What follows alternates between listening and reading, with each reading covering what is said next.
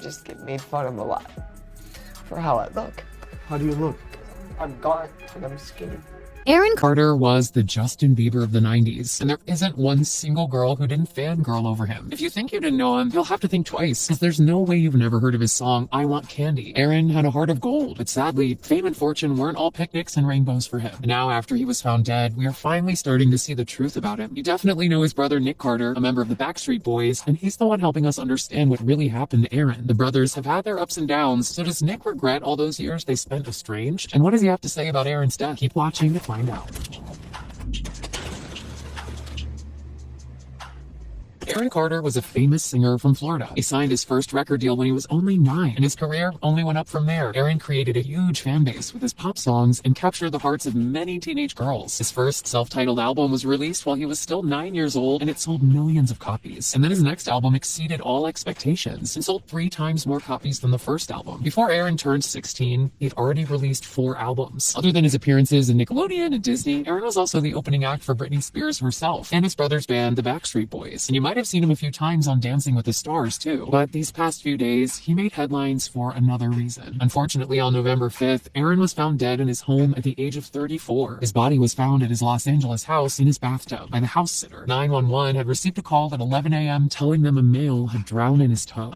Aaron, I was just calling to see if there's any way you guys could send an officer to go check in on him. As soon as the police got there, they pronounced him dead. His fiancée, Melanie Martin, let TMZ know about the news. My fiancé, Aaron Carter, has passed away. I love Aaron with all my heart, and it's going to be a journey to raise a son without a father. Please respect the privacy of my family as we come to terms with the loss of someone we love greatly. We are still in the process of accepting this unfortunate reality. Your thoughts and prayers are greatly appreciated. Melanie was the mother of his son, and although their relationship seemed to be on and off, she was heartbroken. She even posted this TikTok of her crying and was seen sobbing outside of Aaron's house. The cause of his death is still unknown, and his friends want to rule out suicide because apparently he had plans to go record new music in the studio after a few days. But everyone knew how difficult his life had been for years now, and the last few videos that he posted before his death don't make things better. It definitely worried Aaron's friends and family, so we also can't help but wonder what really happened.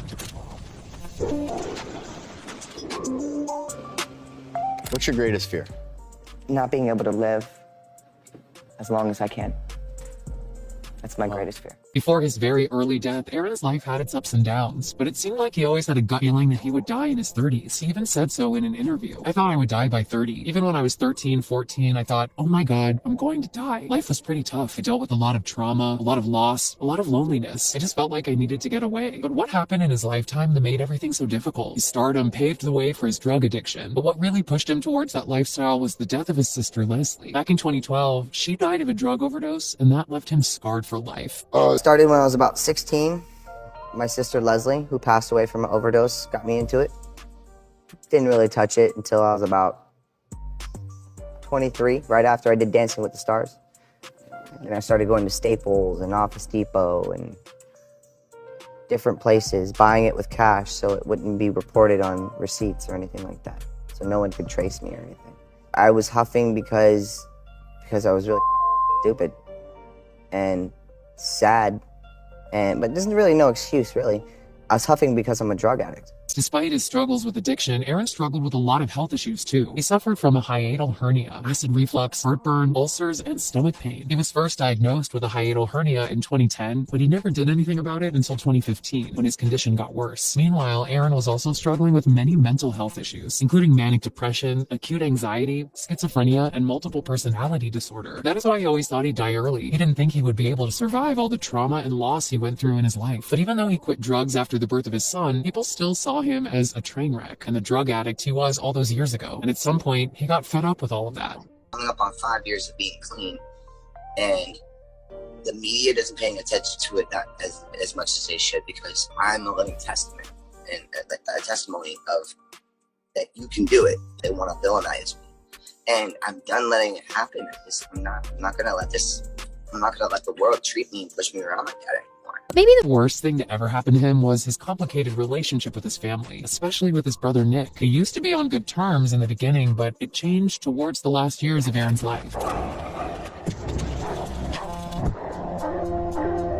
Nick and Aaron had the perfect sibling relationship in the beginning. Nick helped Aaron get introduced into the music business, and soon both of them were big names in the industry. Aaron even made his first solo appearance opening for Nick's band, the Backstreet Boys. But everything changed once the two of them grew up and started seeing things differently. It all started when Nick and their sister Angel filed restraining orders against Aaron back in 2019. Apparently, Aaron had threatened to kill Nick's pregnant wife, Lauren Kitt. Nick tweeted, "After careful consideration, my sister Angel and I regret that we were required to seek a restraining order against our brother Aaron today. In light of Aaron's increasingly alarming behavior and his recent confession that he harbors thoughts and intentions of killing my pregnant wife and unborn child, we were left with no choice but to take every measure possible to protect ourselves and our family. We love our brother and truly hope he gets the proper treatment he needs before any harm comes to himself or anyone else." And both of them were granted the restraining order, meaning that Aaron wasn't allowed to go anywhere near any of them for a year. Obviously, Aaron didn't take this well. He was hurt by what his own family was doing to him, so he decided to tweet about different SA allegations against Nick on his own Twitter account. How come my brother didn't file a restraining order against a girl who filed a police report against him? On the other hand, he was also claiming that his family was trying to put him in conservatorship and that his fiancée Melanie was going behind his back. I have the most conniving, deceiving family, and Melanie has been lying to me the whole time, communicating with my twin sister and the family members who tried to put me in prison and who tried to get a conservatorship on me in court. I'm in shock. This is horrible. Carter said that his sister's communication with his ex-fiancée ruined everything, considering Melanie knew what Angel tried to do to him in court. He said that Melanie knew his boundaries, which especially included not speaking to a certain half of his family, but tried to depict him as a crazy psychotic human being and a pedophile. Aaron really seemed to be done with his whole family and never wanted to see them again. "All I ask is for my family to leave me alone. This is blood, not love. I will never be around you, and I don't want to be around you." His wish came true. "Take care, Nick Carter. We're done for life," were some of the last words he said to Nick. The brothers were estranged for years until his recent death. Now, Nick is mourning the loss of his brother and most likely regrets everything that happened between them. Nick went on Instagram to talk about his brother. He posted a bunch of pictures of them together and wrote, "My heart is broken. Even though my brother and I have had a complicated relationship, my love for him has never faded. I've always held on to the hope that he would somehow, someday, want to walk a healthy path and eventually find the help that he so desperately needed." He continued, "I will miss my brother more than anyone will ever know. I love you, Chiz. Now you can finally have the peace you could never find here on earth. God, please take care of my baby brother." During a concert in London only one day after Aaron's death, Nick completely broke down in front of the crowd. The band paid tribute to Aaron during the show. A little bit of heavy hearts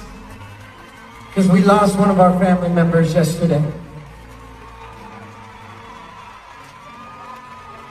And we just wanted to find a moment in our show to recognize him. Despite the many ups and downs in Aaron's life, he will always be remembered as the pop sensation of the 90s. And his friends and family aren't the only ones mourning his loss. His fans were devastated by the news, and they've been tweeting and commenting about him non-stop. There's no doubt that Aaron will be missed forever. And we can't imagine how his family is feeling about the fact that they were on bad terms before Aaron died. They definitely never thought he'd be gone so soon.